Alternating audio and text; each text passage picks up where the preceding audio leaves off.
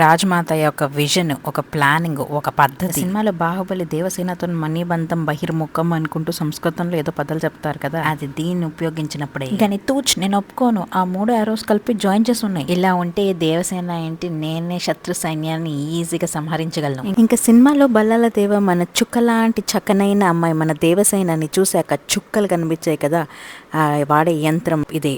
దీంట్లో లోపల నుంచి ఏం కనిపిస్తుందో మీకు కూడా చూడాలని ఉందా? అయితే చూసుకోండి.